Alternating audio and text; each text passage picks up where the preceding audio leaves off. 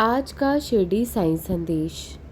मेरे बच्चे, जीवन में कभी परिस्थिति जब हाथ से लगे ना कि बाहर हो गई है, हाथ में नहीं रही है, मन में चिंता हो रही है, मन में कोई परेशानी चल रही है, घबराहट हो रही है, तो अपने भगवान के आगे सामने बैठकर दो आंसू बहा देना। बस फिर देखना, तुम्हें कहीं और भटकने की भी ज़रूरत नहीं पड़ेगी। मुझे मालूम है, कुछ लोग हैं तुम्हारे जीवन में जो सिर्फ तुम्हारा इस्तेमाल करना ही जानते हैं, और जब तुम उनके काम के नहीं रहते तो तुम्हें अहमियत तक नहीं देते। वो लोग बहुत स्वार्थी होता जा रहा है संसार।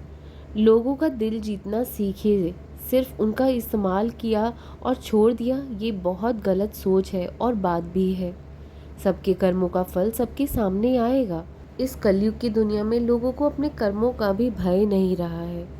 तुम बस लोगों से उम्मीद लगाना छोड़ दो। ये जो उम्मीदें हैं ना, वो इंसान को जलाकर राख कर देती है। इसलिए हमें किसी से भी उम्मीद नहीं लगानी चाहिए। जिस प्रकार एक मोमबत्ती होती है, जलती है, और वो जब पूरी जलने वाली होती है, आखिर में तब उसे एहसास होता है कि उसे जला तो कोई और नहीं रहा, उसके भीतर का धागा ही उसे जला रहा होता है।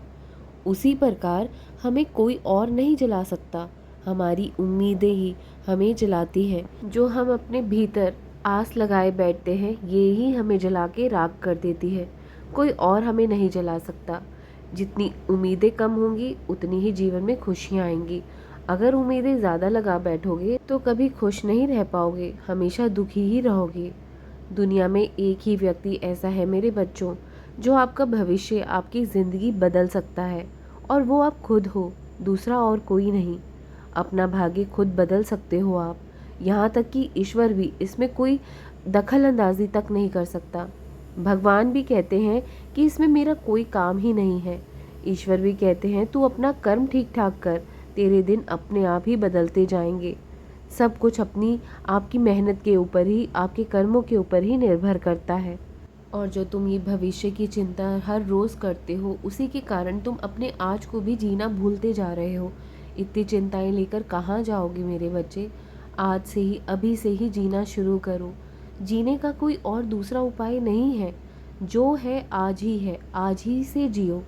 पर तुम्हें लगता है ना कि वर्तमान जीने जैसा ही नहीं है। अगर वर्तमान जीने जैसा नहीं लगता तो तुम्हारा कल भी तो वर्तमान से ही होकर आएगा, फिर परसों भी तुम्हारा वर्तमान से ही होकर आएगा। वो भी तुम्हें फिर जीने जैसा नहीं लगेगा। तो इसी क्षण को अपने जीने जैसा बना लो।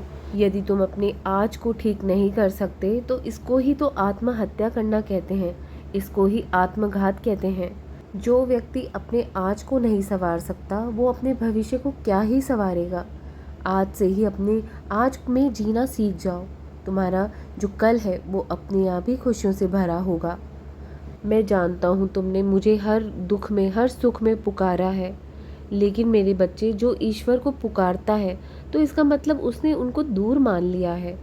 इसका मतलब तुमने एक ये बात मान ली है कि वो तुमसे बहुत दूर है, और जिसने उन्हें दूर मान लिया उनके लिए वो दूर ही है। सब कुछ आपकी मान्यता के ऊपर निर्भर करता है। सच्ची प्रार्थना पुकार नहीं होती है, निशब्द होती है, मौन होती है। यदि तुम कुछ भी नहीं कहते मुझसे, मैं समझ जाता हूँ। तुम्हें क्या लगता है कि बाबा तुम्हारे मन की बात नहीं जानते? मेरे बच्चों, मैं सब जानता हूँ कि तुम किस दौर से गुजर रहे हो। मैं जानता हूँ कि मुश्किल दौर चल रहा है, लेकिन मैं सब ठीक कर दूँगा। बस तुम अपने चेहरे की मुस्कान कभी खोने मत देना, हमेशा खुश रहा करो। जो ज़रूरत से ज़्यादा मिले उसे नसीब कहते हैं। सब कुछ हो और फिर भी रोए, उसे बदनसीब कहते हैं।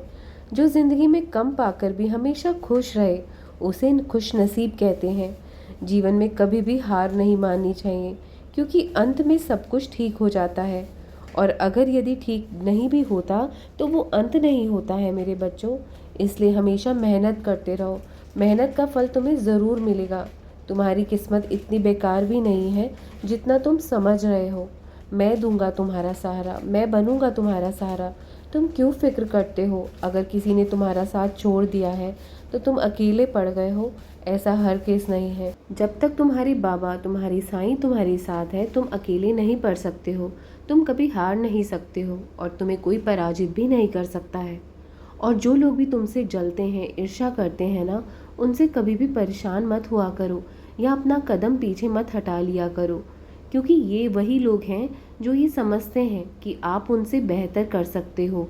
अगर आप दुनिया वालों की सुनेंगे तो ज़िंदगी भर सुनते ही रह जाओगे, लेकिन अगर आप अपने दिल की सुनोगे तो कल दुनिया वाले आपको भी सुनेंगे। किसी के भी कुछ भी कहने से तुम अपने आप को गलत मत समझ लिया करो, क्योंकि तुम्हारे बारे में या तो तुम खुद जानते हो या तुम्हारा भगवान, जिसने तुम्हें ही नहीं पूरे ब्रह्मांड को बनाया है।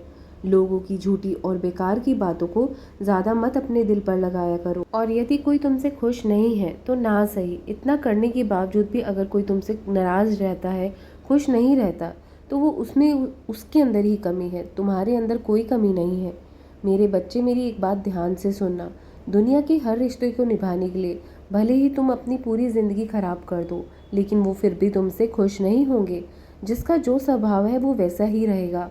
तुम किसी के स्वभाव को कभी नहीं बदल सकते हो। इससे बेहतर है कि तुम अपने आप में खुश रहो, अपने लिए काम करो, अपने आप को संवारो, अपने आप के कर्म संवारो। तुम किसी के कर्म भी नहीं संवार सकते। और याद रखना हमेशा कि यदि आपके जीवन में उतार चढ़ाव आ रहे हैं, मुश्किलों का सामना करना पड़ रहा है, तो इसका मतलब ये है कि आप बिल्कुल सही दिशा की ओर हो, आपकी मंजिल बिल्कुल सही है। और अगर आप उतार चढ़ाव नहीं देख रहे हैं अपने जीवन में, तो समझ लेना कि आपकी मंजिल सही नहीं है। समय से पहले कुछ नहीं होता है। समय से पहले ना तो फूल खिलते हैं, ना ही सूरज उगता है, और ना ही हीरे बनते हैं। लेकिन इस कहावत की कुछ लोगों ने गलत धारणा बना ली है कि समय से पहले कामयाबी भी नहीं मिलती है। उन्हें ये नहीं मालूम कि अगर समय पर पौधे को पानी देने की मेहनत ना की गई होती तो वो फूल बन के तैयार ना होता, फूल नहीं बनता। माना कि हर चीज़ के होने का एक अपना वक्त होता है, समय होता है, लेकिन ये कहना गलत होगा कि समय से पहले कुछ हो ही नहीं सकता। समय से सब कुछ हो सकता है। समय से पहले एक चीज़ हो सकती है, वो है आपकी मेहनत, आपका श्रवण। व्यक्ति यदि लगातार मेहनत करे और मन में जीतने की आस ना हो, उसके विश्वास ना हो, तो जीत भला कैसे उसे मिल सकती है। और यदि व्यक्ति को अपनी जीत पर विश्वास हो और वो प्रयास ही ना करे, तो ऐसा विश्वास भी भला किस काम का हो सकता है। सच तो ये है कि इन दोनों का तालमेल ही अपने लक्ष्य को पाने का एकमात्र सहारा है। रेलगाड़ी जब एक स्टेशन छोड़ देती है, तभी वो दूसरे स्टेशन की ओर बढ़ पाती है, यानी कि कहीं पहुंचने के लिए कहीं से निकलना ही पड़ता है। हमारे जीवन के साथ भी कुछ ऐसा ही होता है। आज हम जिस जगह हैं, उस जगह से आगे बढ़ने के लिए हमें वो जगह छोड़नी पड़ती है। बेहतरी का रास्ता एक जगह बैठकर नहीं, आगे बढ़कर ही तय किया जाता है, क्योंकि गति में ही प्रगति का रहस्य छिपा हुआ होता है। अपना ख्याल रखो और जीवन में निरंतर प्रयास करते रहो, आगे बढ़ो। मैं साथ हूँ तुम्हारे। राम कृष्ण हरि, राम कृष्ण हरि, राम कृष्ण हरि।